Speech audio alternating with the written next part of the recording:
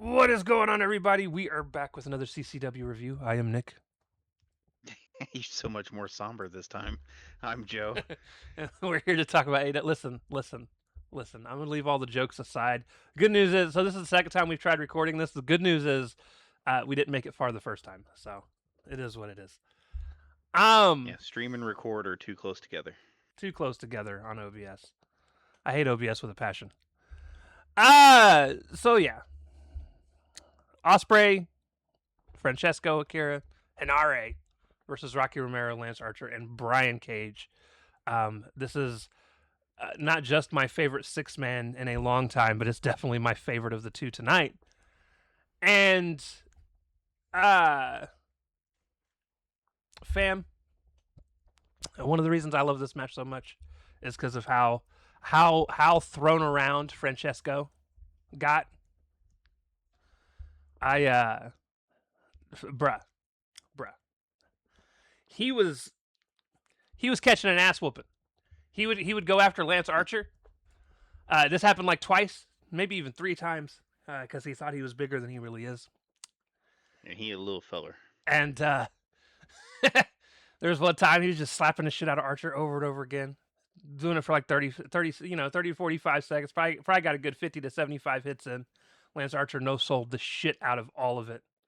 And then Lance Archer eventually it just took him out afterwards.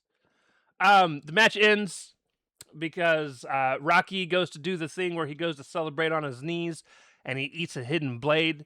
And I'm pretty sure we've actually gotten this ending to a one-on-one match between the two of them before. Don't quote me You on are it, correct. but I'm No, pretty you're sure correct. I specifically remember that happening. I'm not Yep. even mad about it because it just goes to show how dumb Rocky is. Rocky loses more matches because of that fucking specific taunt than I've probably seen him win matches. Period. Well, yeah, he doesn't win matches. That's not the point of him. But yeah, it's a pretty lame finish because of how often they've reused it. And yeah, why do the taunt when you just keep continuing to get taken out because of it? Tyler just messaged me. He said, "Yeah, me and Nampy made the same mistake a couple weeks ago. Thought I'd make sure you knew." I was like, "Yeah, we've done this twice." Yeah, thanks for the heads up. um. So yeah, no, it was. I enjoyed the match overall. Hinare, I really enjoy watching Hinare wrestle. Of course, I like Lance Archer. I've always talked about wishing Lance Archer did more than just be a background guy. Brian Cage was in there. Yeah, The the the Don Callis people I didn't mind. I'm not a big fan of the UE people. I loved the six man setup for this, especially because it kept everything moving and everybody going. I think Brian Cage honestly shines better in six man matches than he does singles because he's able to just go in, hit his big moves, and then dip out. Yep. I don't disagree with that. Um, and yeah, I Psychology is not really his friend. no. Gravity doesn't seem to be either, but that's usually because he tries to force it into things. So He took a really good poison rana from Osprey though, yeah, he did. Yeah, he did. Thoroughly considering his size. thoroughly enjoyed the match, and we'll talk about what really annoyed me on the second one later. Um, Backstage, Okada's with Renee. Okada's like, "Hey, there's nothing more important than family, unlike Takeshita." He This was says, probably Okada's best AEW promo, "He says Kyle and won't make." that's not saying much. He says Kyle won't make the same mistake. Only thing that matters is that the title stays in the family, regardless if it means he becomes the new champ or Kyle keeps it. But if he does win, he expects Kyle to be happy for him and to raise his hand in that ring. Yeah, that's That's unlikely to happen. not gonna happen. They're gonna end up beating the shit out of each other, and Talk's probably gonna take advantage. If I'm being honest,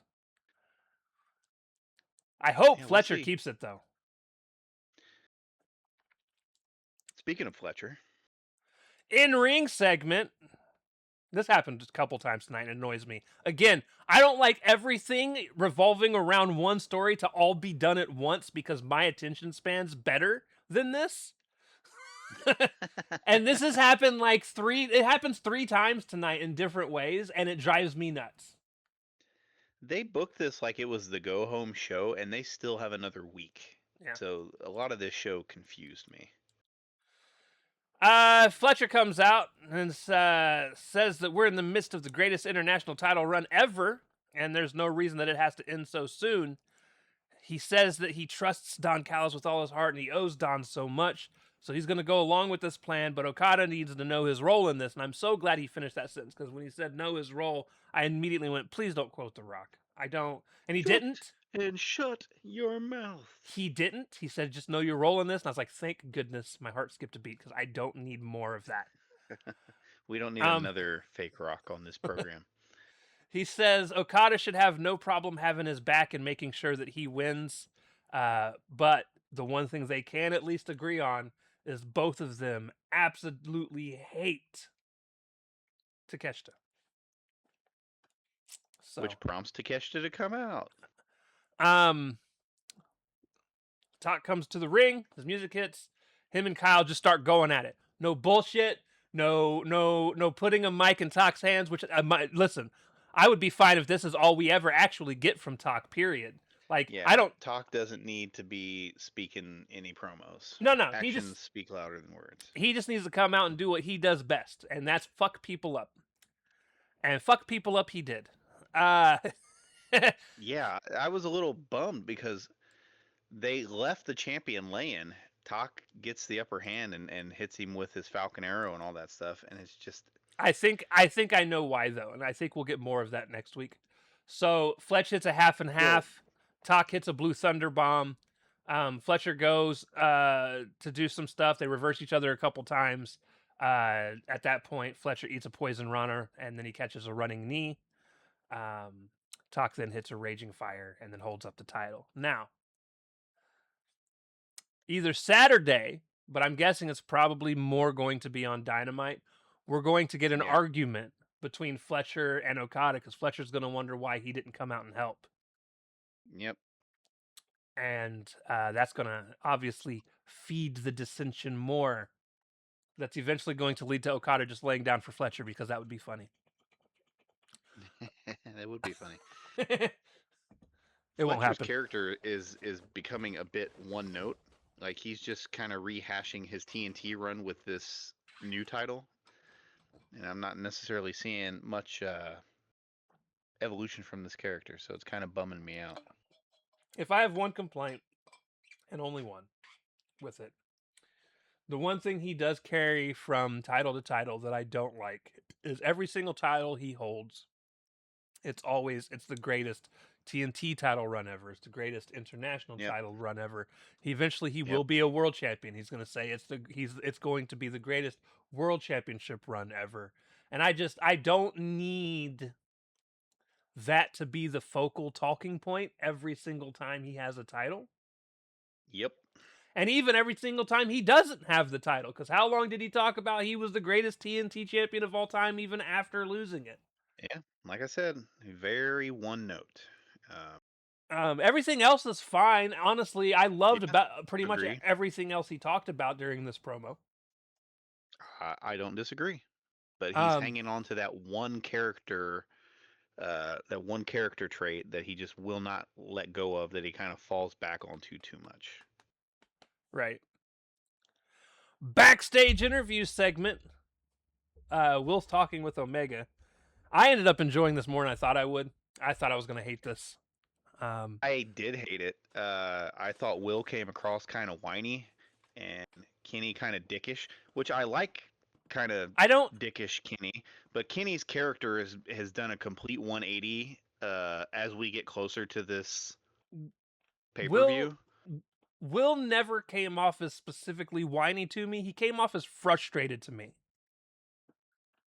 And I feel like I can relate to that. just being with I was frustrated because of how whiny I found him. no, you suck. That's okay. That's true, bruv. Um but no, I am also I will say and it's part of I'm really why didn't they just go with the face versus face thing? Of all the times you could have gotten away with it and it worked Yeah, perfectly fine that way. you could have anointed this kid the new fucking the new big star. Kenny doesn't need to be the heel here. It feels so forced. And yeah, it makes me also.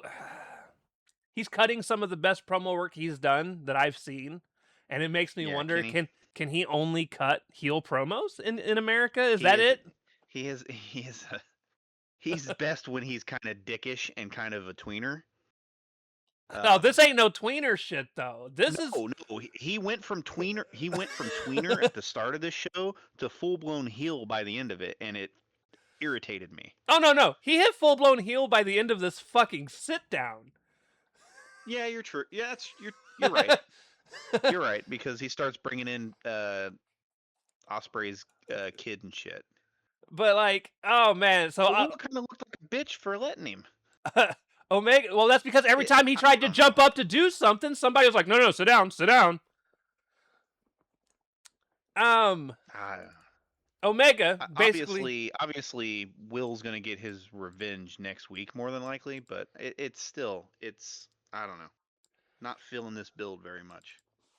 Omega basically said Will started off as the flavor of the month back in New Japan, and in 7 years he became the face of New Japan when Kenny had to step away, and he became the guy that took Kenny's place.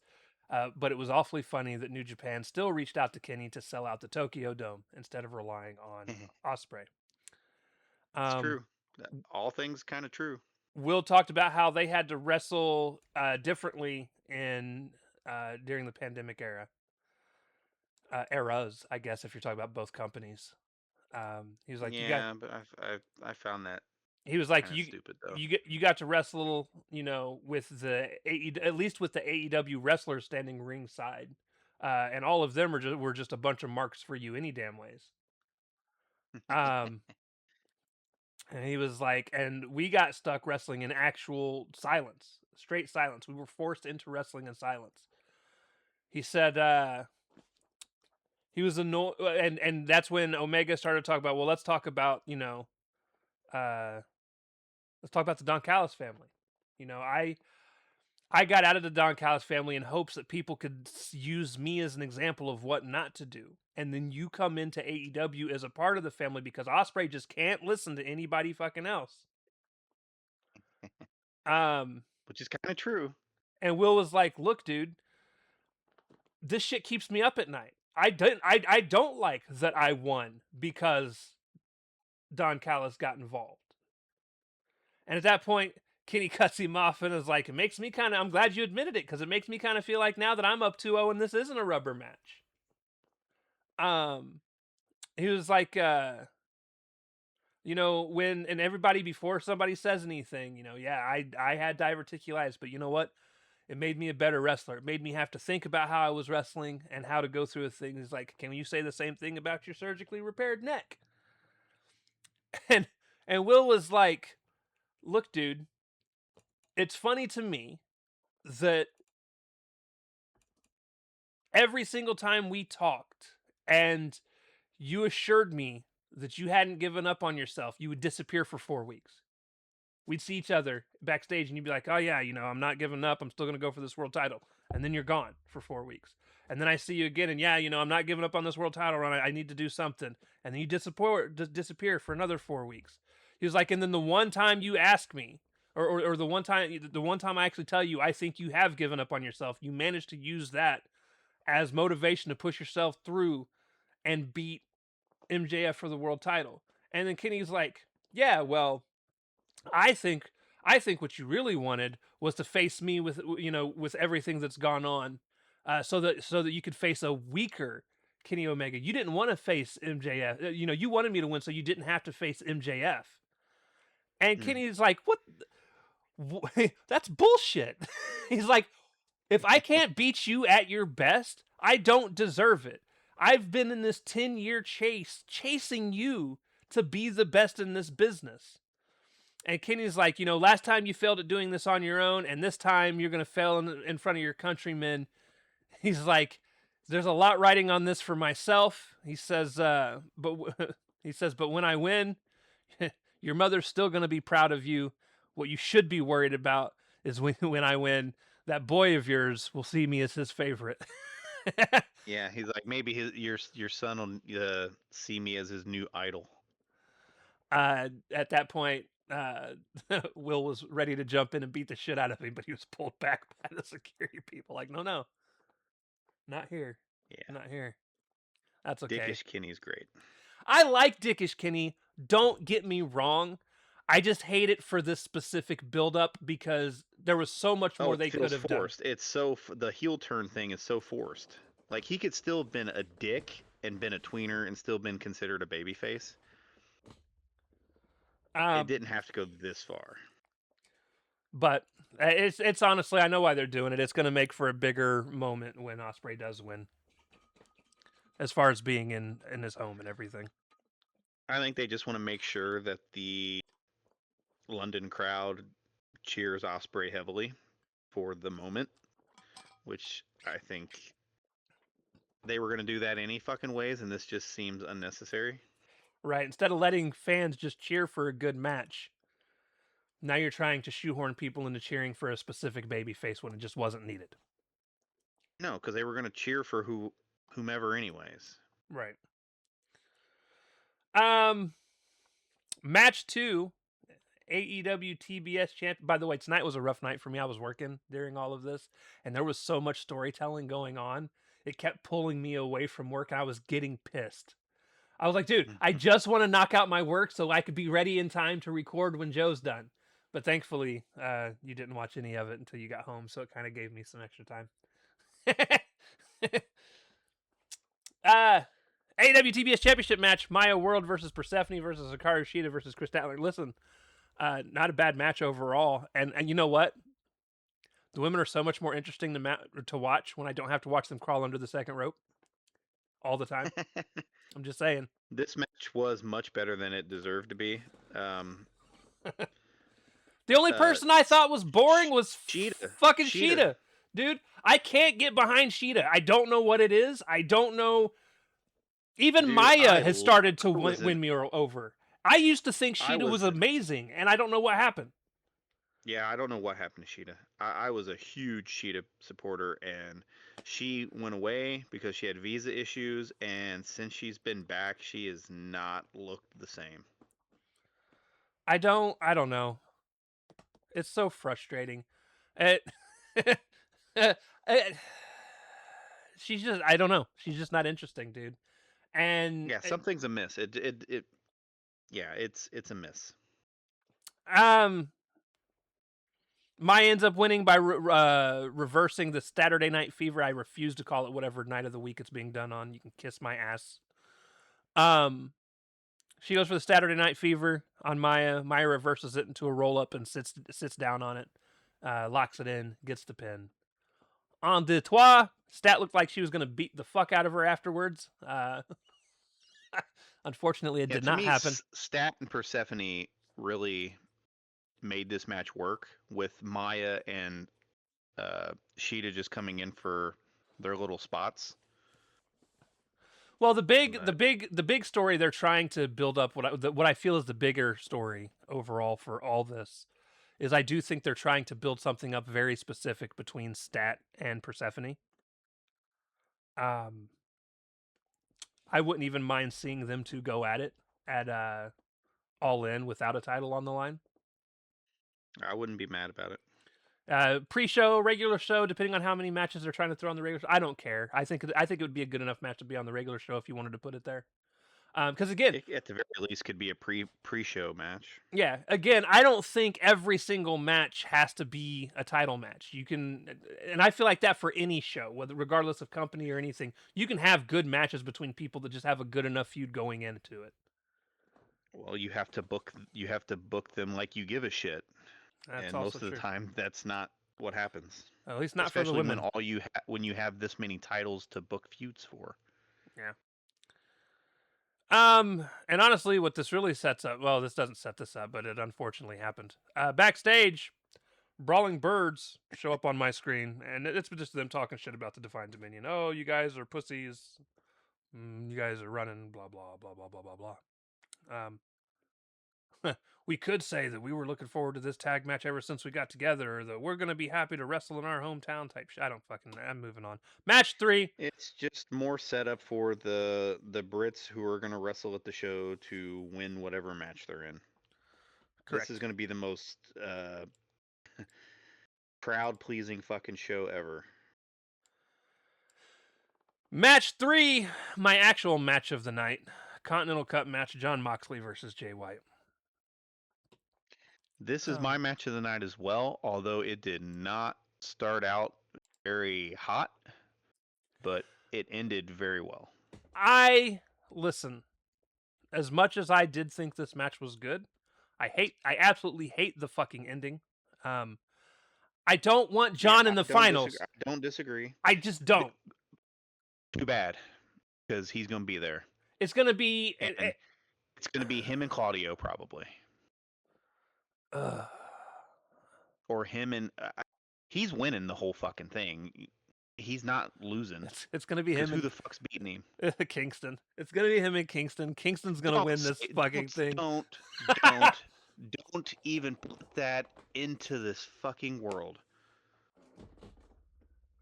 I don't need a rehash of like 3 years ago. Oh, you're getting it. Unfortunately, listen, I'm not any happier about it either. All right, let's go from losing tag team matches on Ring of Honor to immediately getting back on the main show and getting a belt and beating probably your most dependable superstar. Hey, listen, shit happens, man. He's gonna beat he's gonna beat Claudio on Saturday, and then he's gonna go on and probably wrestle. You're right. The word shit. That's for sure. He's probably going to be the one to go wrestle Hechicero, and then Mox is going to put out fucking his guy. I forgot Hechicero was... No. Oh, no, Hechicero didn't win.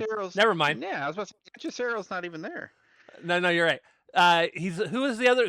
Oh, that's right. It's Kyle and... It's Kyle. Ooh, who's it going to have win that match? On OC. Kyle. I hope. Set up, So here's the thing.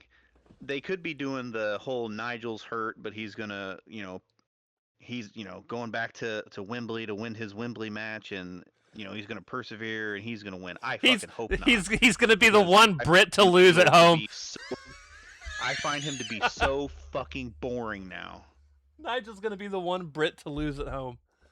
That's what's gonna happen. Probably. Well, I mean, I don't want to say I hope not. I hope so, but God, no, man. I hope there's at least fucking boring now. I hope there's at least 3 Brits that lose at home. Okay, where the birds are winning, dude. The birds. They've been setting this shit up for fucking months. Listen, we'll get to there. Eventually, when we have to deal with them again. So, anyways, I got super excited. Jay eventually hit the Blade Runner after trying several times. And I was like, oh man, he finally hit the Blade Runner. He might actually get this win. And then Mox rolled out of the ring. He gets back in the ring. They go through this like rolling alligator sleeper thing that he does on Jay. Jay gets out of it, but then Mox hits a Death Rider and then puts Jay in the sleeper again. Jay passes out. And my exact words were, man, fuck this tournament. I don't care. Yeah, pretty much. Post-match, the dogs come out and attack David as Mox is leaving. I guess to talk, Mox actually kind of gave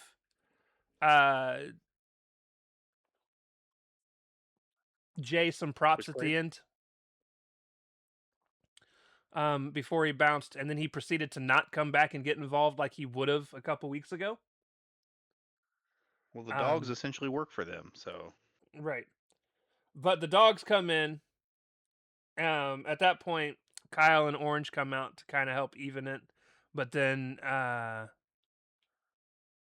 Gabe Kidd comes out. And then Roddy comes out. And then... They do the worst job of feeding Roddy during his comeback thing, that it was awkward as shit. Roddy was literally in there punching at air. And then this is when shit just falls off the fucking rails in the worst of ways. Because then all of a sudden, Brodito comes out and they chase everyone off.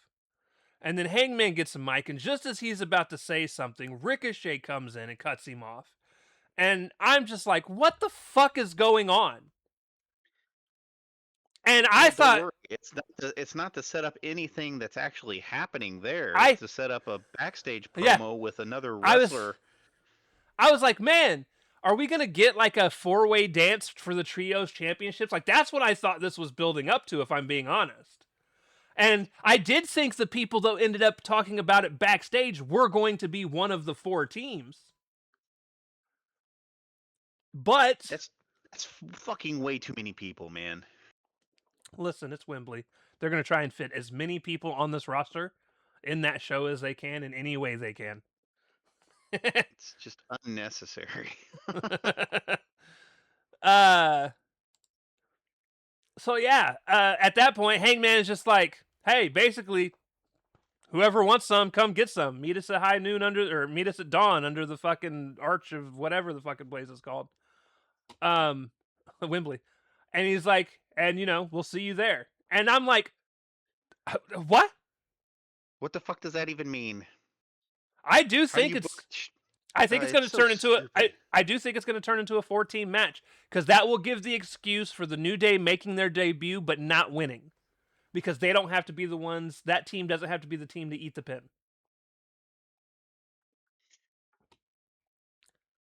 Then why, Dave? Why would you not want them to win their debut and get that massive pop? Because they're going to be with Swerve, which is going to put them in tweenish to heel territory. They're still going to get cheered because it's their debut. Yeah. It's just Back weird. Just weird, weird booking. backstage, Maya's with Renee, and Maya's all excited and about to talk, and Willow does the most face thing ever and interrupts the shit out of her. Um, had me Yes, very baby face of her. had me confused as fuck. I'm like, huh? And then Willow's like, oh, hey, remember when I told you that you could be the first person to get a shot at this title after I won it? How does this Saturday on Collision sound? And Maya's like, oh, that sounds great. And then she's like, well, I got something to say to Monet. And then Maya's like, hey, calm down, because I might be the champ going into Wembley. And then Willow's like, you know what? You're right. I'll see you Saturday.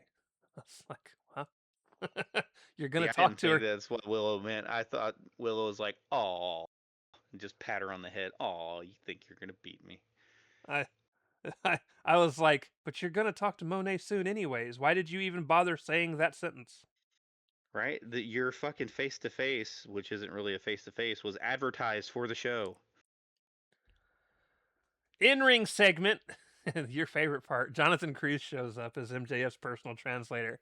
Basically, he just comes out and runs down Andrade in Spanish. I have no clue what was said at all. But he does eventually say something about Andrade will never be the real world champion. Um, I'm as sick of this fucking gimmick. as he finishes, Andrade's music comes out, and it just kind of becomes a match that's Andrade versus Jonathan Cruz. Now, I actually liked this. I thought it was hilarious, mostly because I like to see Jonathan Cruz just catch ass whoopings. I love that Yeah, every the single time. squash didn't bother me. I love that every single time he's on TV, is to talk shit He and then just just gets, catch an ass whooping. yeah, Andrade wins he's in like, like 15 seconds. He hits an elbow, hits the DM. Post yeah. match It on. took him longer to get a microphone than it did for that dude to wrestle the match. That's accurate. That's accurate. Andrade grabs a mic, says some things in Spanish, calls out MJF. MJF shows up on screen, and he's like, "Hey, did you think I was going to show up in that poor ass town? Not gonna happen." I will say Andrade, the Baltimore crowd was good. yeah. At that point, Andrade gets annoyed because I don't remember what all MJF said there. It's his normal rundown of do it the heel stuff he always says. Um, Andrade hits another DM on Cruz, says how you know, then walks off. It was all pointless, if I'm being honest. Um, outside of I I had, didn't I had issues. They were blurring Andrade on parts of his promo, which could have make been because he was cussing in Spanish. Could have been a lot of things, but they inadvertently played MJF's video audio early and then cut it off and then went back to Andrade because Andrade was still talking and then eventually played the video for MJF. It was weird. right. I didn't catch any of that part, but I was also working, so I don't catch 100% of everything. Backstage, we're on our sit down, quote unquote. The second one Mhm. because you need two a show because that's smart. Uh, Hey, at least they couldn't keep them in the same room, so they had to do the apparently side by side panels thing. apparently they couldn't be in the same room, so they did the side by side panels, and Renee was in her own panel, and Poor Mercedes Renee. Mercedes was like. Mercedes was like, yeah, Willow, you got the balls now that we aren't in the same room to run your mouth. And and it just goes back and forth. They start calling each other stupid bitch and stuff, and then Willow starts taking off the jewelry, and she's like, you know what? I'm just gonna come find you. And I was like, hey, this is what we needed. at Right? least at least one of these fucking sit downs is gonna turn into a brawl. They should all turn into like that's wrestling, right? If you're gonna have Right. a sit down, This was fight this was really really good until the pull parts. until the pull apart. Because it's hard. It's hard to. It's and we'll get there. Um, they fight to the arena. They're getting into it. Then security comes out and they start to do the pull apart thing. And here's where I have a problem with pull aparts, especially when women's wrestlers are involved. Um, you have a bunch of people in that ring that are 2 to 3 times the size of the ladies specifically in that ring, except for Willow's. I mean, Willow's a big girl. Don't get me wrong, but I'm supposed It to makes believe. it look like they outmuscle the men, and I'm it's bullshit. I'm supposed to believe that Monet can pull away from security. I don't think Like so. four dudes holding her back, she's gonna get Like, away from. like, do I No. think do I think Willow could? Absolutely. You can do it smart. They just like run away from them, like they're out muscling them. Now, if Right. they would just like turn around and like punch a couple of them to like create the separation, then do it, But sure. but the but the one time we actually get something smart as far as security is involved is when the men are there later on tonight. And I Yeah, you're right. it didn't need to be like that for them because they could actually fight their way off of security if need be. Yep, So I don't know. Um, it was weird. Really good segment until then, though. Yeah, no, they were. That I was really enjoying it. And then I did love the very end as they're carrying Monet off. She gives the middle finger, and they blur out. They had to blur out her what she said, but you can read her lips clear as day. She said, "Fuck you, Willow." I was like, "Let's go." It was the energy that this feud needed because we've seen this multiple times already. Like this needed a shot in the arm This for this me to care. this legit felt like they hated each other. Yeah, it did. Bitch, you ain't never gonna take my smile. Oh yeah, bitch. Yeah, So it yeah, was good. It was good. it actually made me look forward to the match, and Yeah, I was this was the match I was looking least forward to because I've already seen it twice. So true that. speaking of matches I didn't ever want to see. So I watched the YouTube selection video Monday. I didn't watch it live. I watched it a few hours after it had aired because I forgot it existed. And then I was on YouTube before bed and it popped up and I was like, oh yeah. So I watched it. So I already knew what the matches were going to be coming into tonight and Saturday. Um, and the first one they talked about was because they went through and they talked about all the wins that had previously happened up to this point. And then Tony Khan and Shivani were talking about the first match that they were going to reveal was Nigel McGuinness. And they were like, speaking of Nigel McGuinness, we have words from him. And then they go backstage, and Nigel's in a walking boot. And he's like, unfortunately, I'm injured. And I thought this is where we were legit about to get the The whole replacement. replacement. And I was like, man, um, this is really going to annoy me. That's what this is going to do. And then, but he said, but you know what? The one thing I am not, he's like, there's a lot of things I'm in life that I'm afraid of in life, especially when it comes to wrestling. Like this could be my last chance to do anything. He's like, but the one thing I will say is I'm not too afraid to go out and at least try. He's like, so I'm still gonna wrestle, even though I'm injured, and I'm going to fight and claw every bit of way that I can to try and go out there and win. And he says, I might not, but that's not going to stop me from trying. Like, I really liked the segment. I thought it was really well done by him. Um, and then they said, and he's going to be facing against Hechicero. And I'm not going to lie to you. The outcome of this match tonight surprised the shit out of me. Because I legit thought they were giving the out for Hechicero to win. I was already prepared to be annoyed. I mean, I'm already, annoyed that If he does lose, it will be the out. well, yeah, it will It be just the out. wasn't going to be Hetch. But I thought this was it. I thought this was going to be what did it. I don't Um disagree. However, it was not. So we get the match. The fucked Um up thing is, I don't even think it's a shoot injury. I think it's completely it's a kayfabe injury to give some interest to Nigel, the countryman coming home to try to win this tournament, oh, I to add agree. stakes to, and it's just ridiculous. Um I liked the early psychology of the match because it made me laugh, even though it annoys me in the same ways that any of these two guys' matches annoys me. They're both just the style of technical wrestling that I don't enjoy. Both of them. And but they made me laugh at the beginning of the match because Hechicero puts him in this leg lock and he starts to rip at the mask like he's gonna take the mask off. So he lets go of the hold and he stands up and he's like, "What the hell are you doing?" And Nigel looks dead at him. He goes, "If you go for the ankle, I'm taking your mask off." And I was like, "That's That's smart fantastic." though. That's some smart psychology for a change. But outside of that, the match was boring. Well, it was a Hechicero and Nigel McGuinness match, so yep. Um, Eventually, Nigel gets Hechicero in some sort of weird front face lock. And Hit him in a guillotine. he's just wrenching that motherfucker in. He's got the legs wrapped around him. He did Um, make it a believable fucking hold though. yeah, he did. And Hechicero passed out. I think I didn't notice if he tapped or passed out.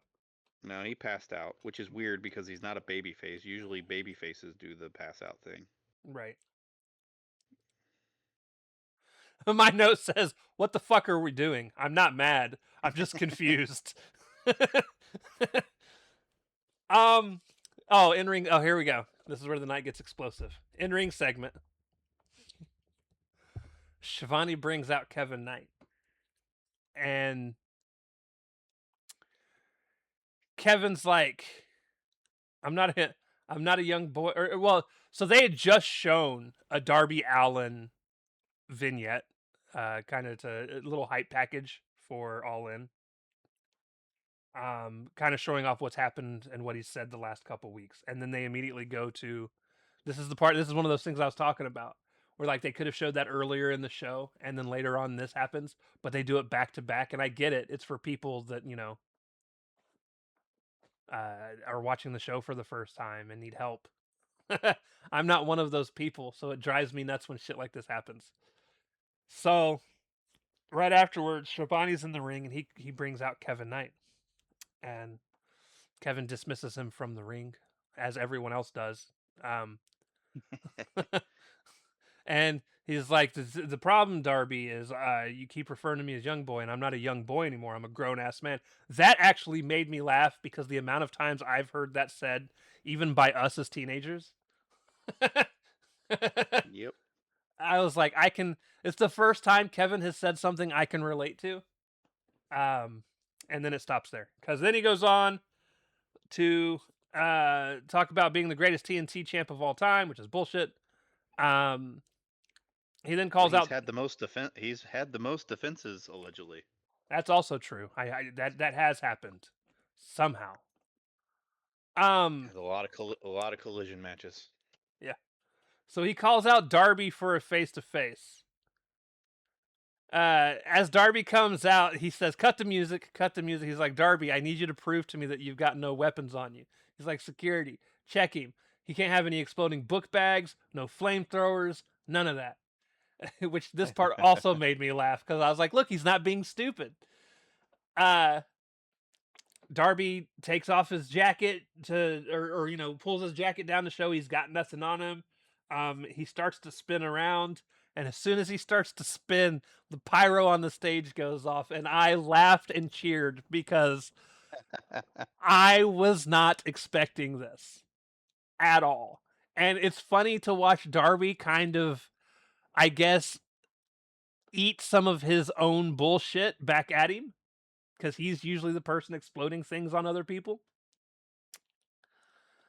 So I I just didn't have thought, a problem with this part. The part I had a problem with, I'll let you finish before I complain. right, right. And I thought it was great.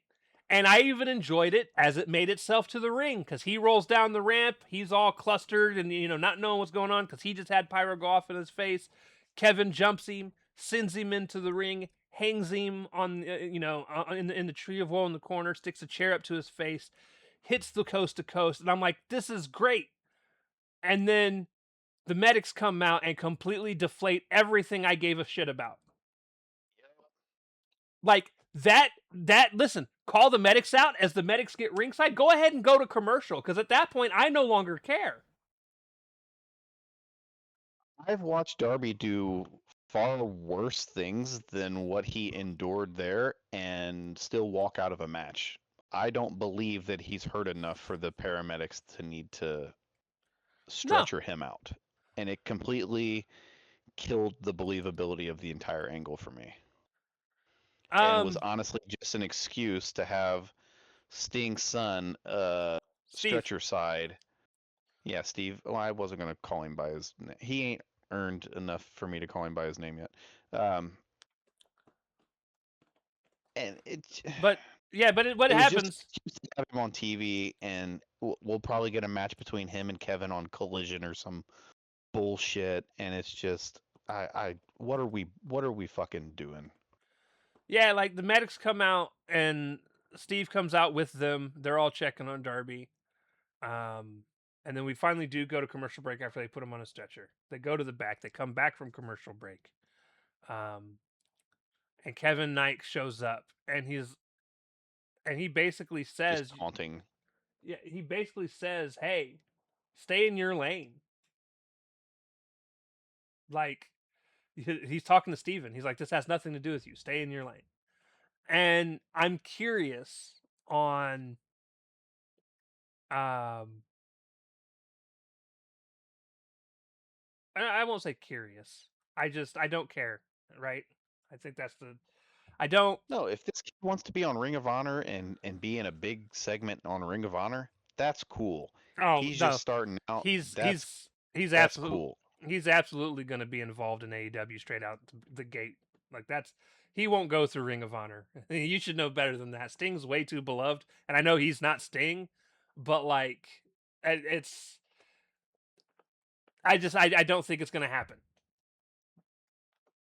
I don't either, and it frustrates me because there's people with more talent and Shit like this has who happened all the time in who wrestling. I know, Randy I Orton know, came straight in the WWF I think it was still I WWF know. when he showed up, and Yeah, it was before they got the F out.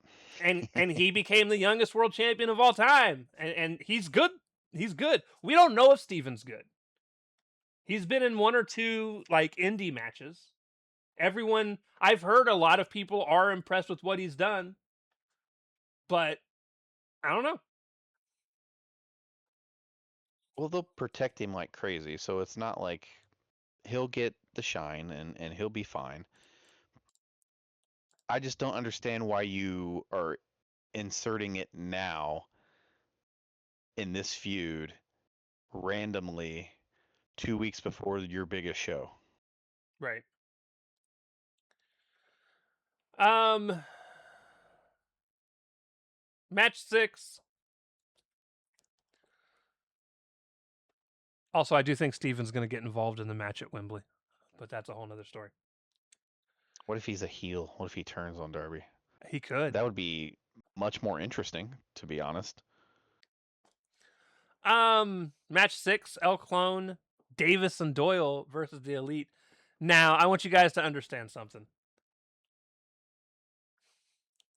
The reason I dislike this match so much is because They kind of squashed your boys. I don't like, regardless of, because here the my opinion, the best part of this match is the 3 to 5 minutes the Davison Doyle just ran rampant on the Bucks. He body blocked the shit out of Kenny right before commercial break, and I laughed. Like, there's this segment, like, we get the whole elite thing shoved down our throats for the first like 3 minutes to 5 minutes of this match.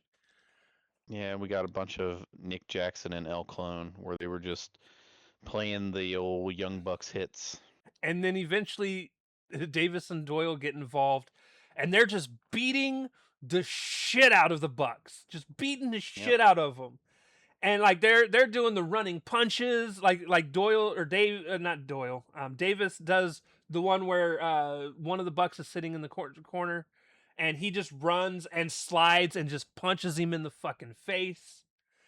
And like, and that's after Doyle had already ran and kicked him in the face, and they're just fucking going at it.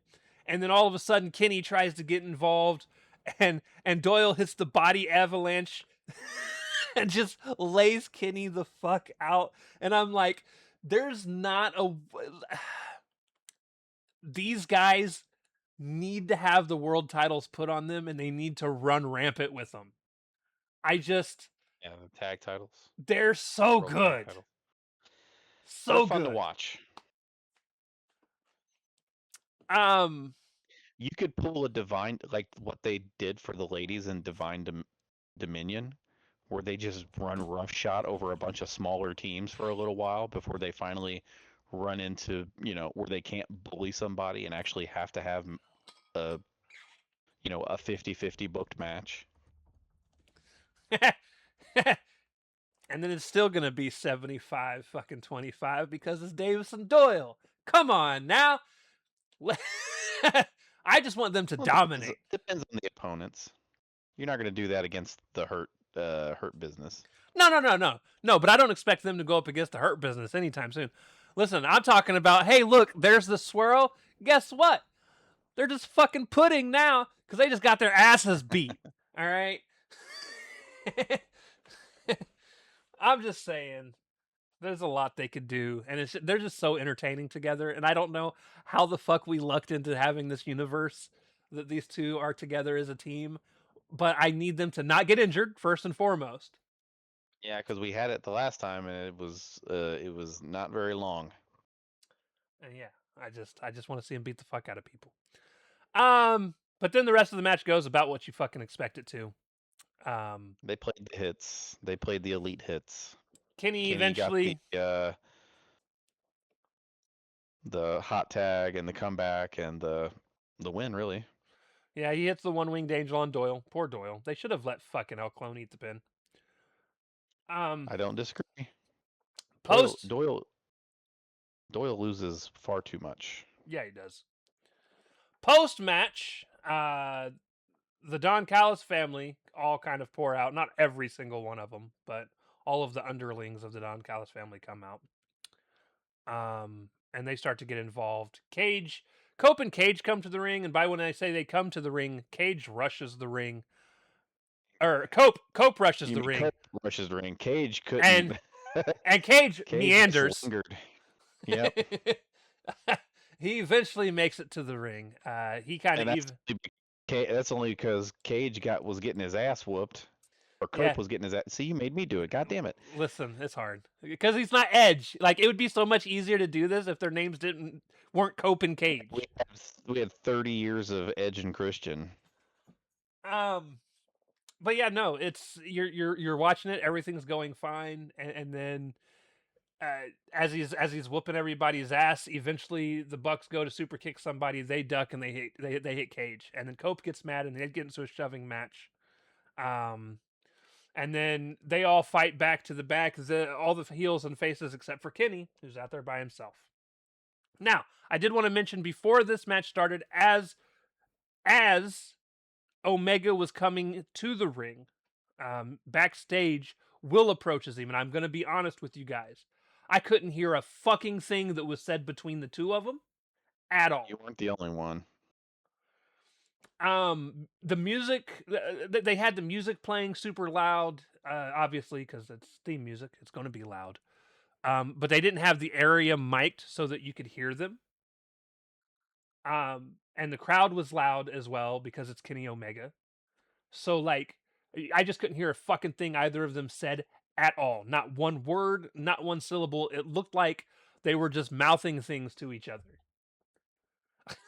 The Thankfully, Osprey explains it yeah, when the he comes out with a microphone. the only thing I heard was him tell security to get him out of there, and he actually did that backstage. He's like, "Security, get him away from me," and then he goes out. It's not the only time that happens tonight, because post match, Kenny gets a mic and he's getting ready to say something, but immediately Osprey's music hits. Osprey comes on. He says, "When we were back there, you told me that to come out here as soon as the match was over because you had something you wanted to say to me." He's like, "So what the hell did you want to say to me?" And Kenny was like, "Oh, you really want to know what I had to say to you? Cool. Hey, security, come out here and take him away." He's like, "I don't want to see you until Wembley." And I'm just like, "What in the bitch shit is this?" So at that point, Will's just like, "The fuck? Like, what is this?" And he's just like, "Fine, fuck it." He starts to walk out with security, and then all of a sudden, uh, Kenny's like, "Oh yeah, that's right. Tuck your tail between your legs like the little English bitch that you are." And you just see Osprey kind of shake his head and smile, and he's just like, "Man, fuck this." And he turns around and just books it towards the ring.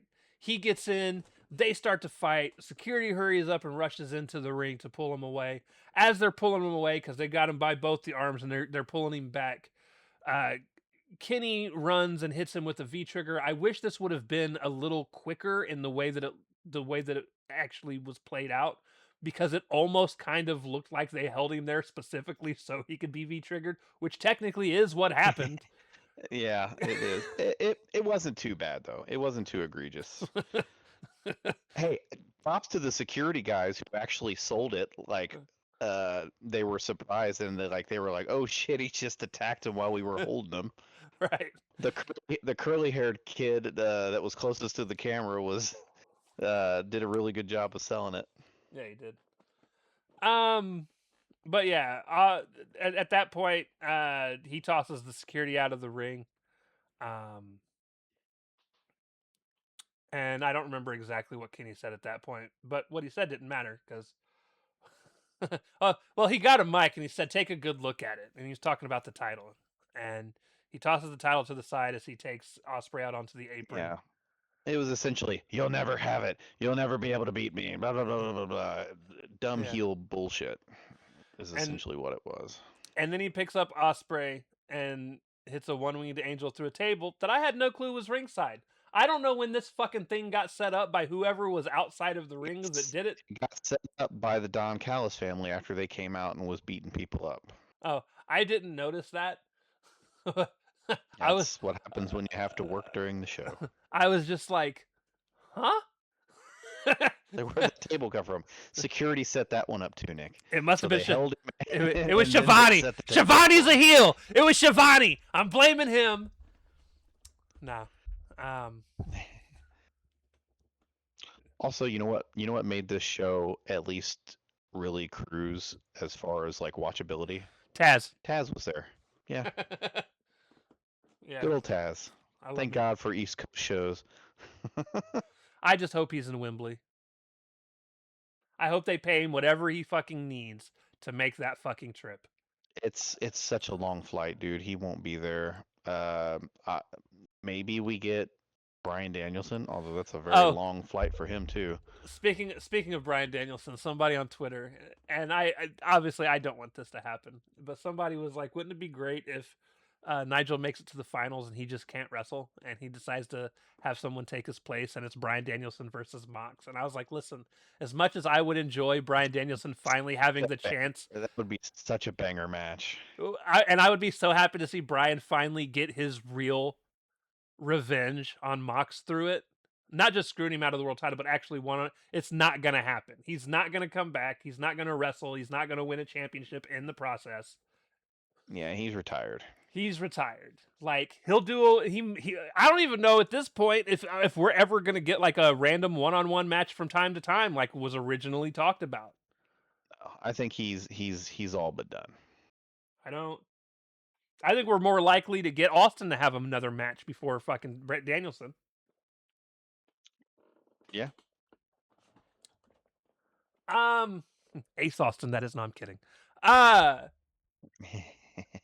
no, I again, even with the few downs that were kind of glaring in this episode, I still think this was one of the better Dynamites overall lately. It was fine. Some of their shit just annoys me. Like There was again, it's never the wrestling. There was one real big production issue that was bothering me. So they were going into a commercial break, and everybody on commentary started having robotic sound to their voice, so you couldn't understand what they were saying. And then it glitched out, and then they went to commercial break, and then they came back from commercial break, and it was the Will Ospreay Kenny Omega sit down, and like the entire first sentence that Renee says, you don't get to hear because there's no audio at all. Yep. And I was There's just a lot of little things. When Excalibur was doing the first part of the show, and they were doing when he was doing the rundown, and he was like, "And up next, the Kenny Omega and the Elite taking on," and then fucking Will Ospreay's music hits, and he's like, "Well, I guess we're not having that. I guess it's Will Ospreay and them." It's just like, can someone give fucking Excalibur the correct card so he doesn't look like a buffoon trying to explain things to the fucking audience? And when things like that specifically happen, it almost makes you wonder when that change happened, if there was a change, or maybe he just didn't know. And what the original outline of the show would have been. That's why you have production meetings. Apparently they do. All that shit was going over. Well, apparently not thorough ones.